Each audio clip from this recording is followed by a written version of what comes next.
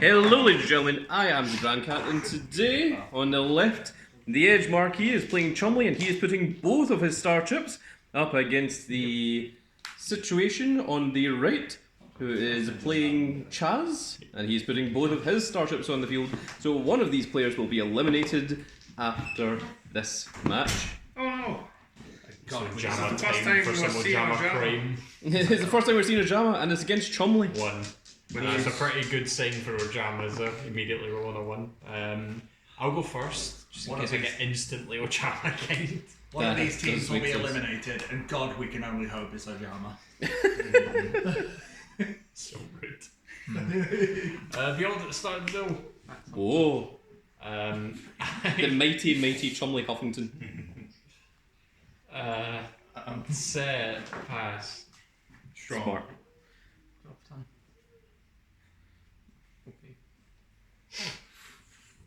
Polymerization, Ojama king. God, you fear it. I do. I'm terrified.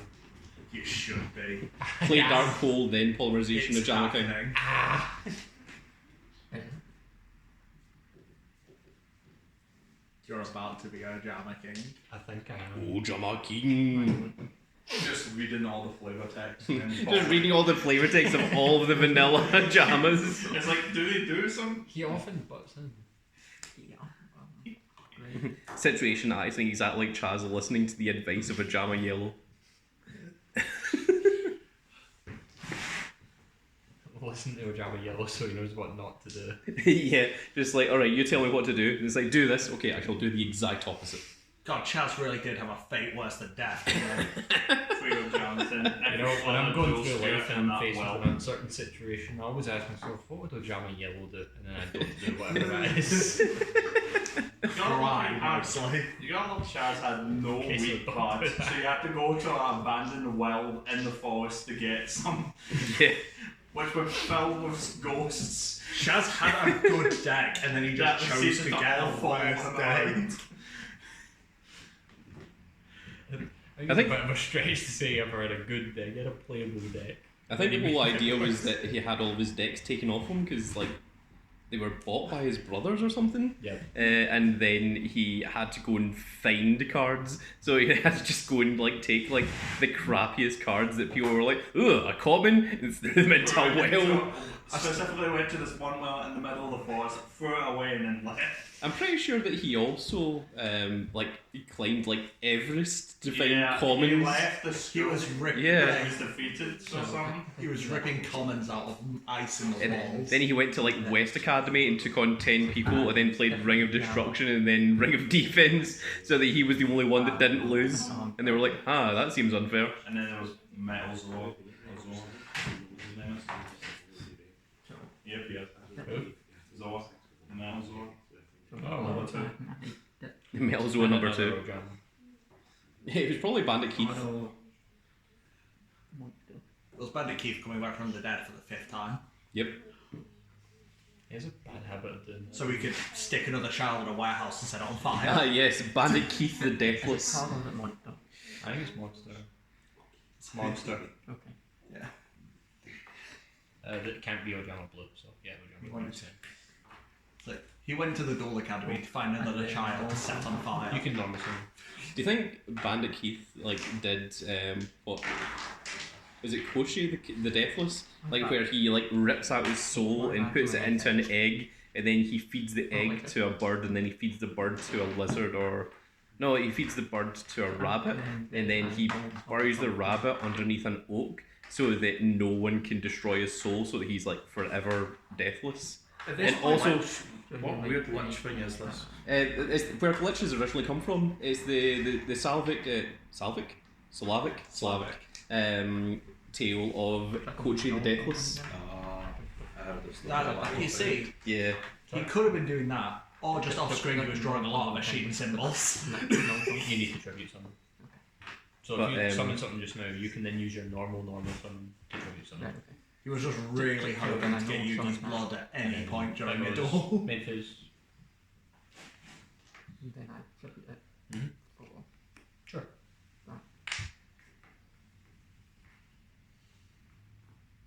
back reach. Uh-huh. I think Coach the Deathless is also like the first ever lich in stories. That's where like liches come from. Pass. The whole story's about like Baba Yaga as well.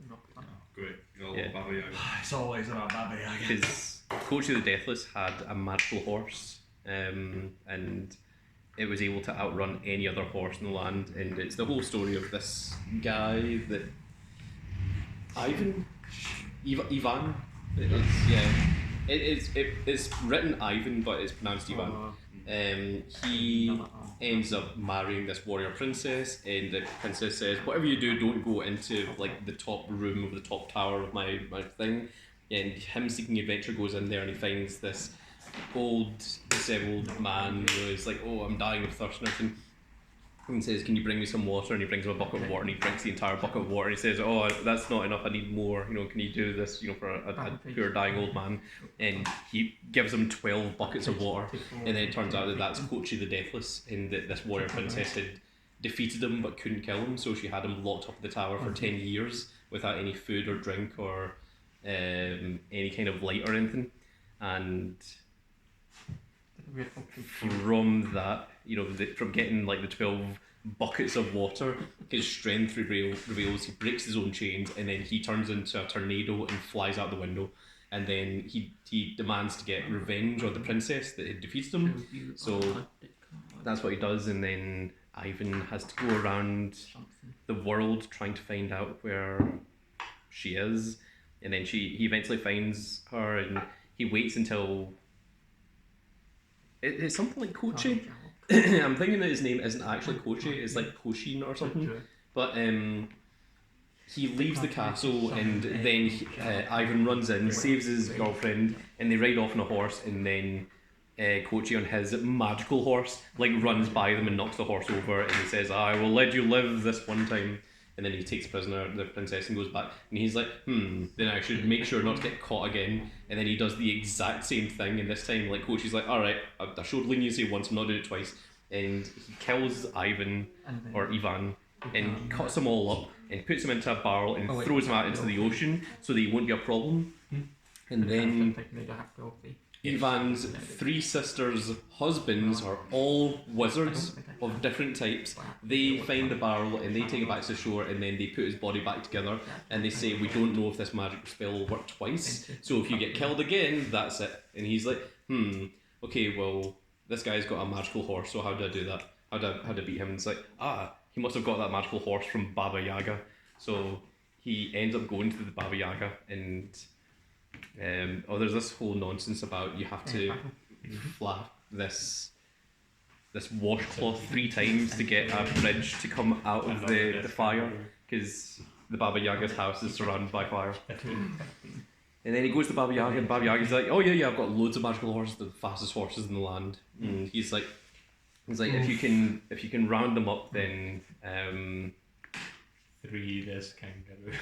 Oh wow, it looks like the game is over. It's the Blue Eyes Ultimate Death Kangaroo. The Blue Eyes Ultimate Death Kangaroo. So turn almost 1, a Master was. Set, turn 2, draw for turn, turn 3, draw for turn. Oh my goodness. What garbage. Yeah, but don't forget. So it looks like Chumley has been eliminated, and Chazz proceeds on in the tournament now with 4 mighty starships. And there we go, folks, that is it for this little video. I really hope you all enjoyed, and if you did enjoy it, please give me a like, share and subscribe. If you are subscribed, make sure you click that notification icon so you can see when more of these glorious little videos go out. And we shall see you all in the next video. Goodbye, everybody.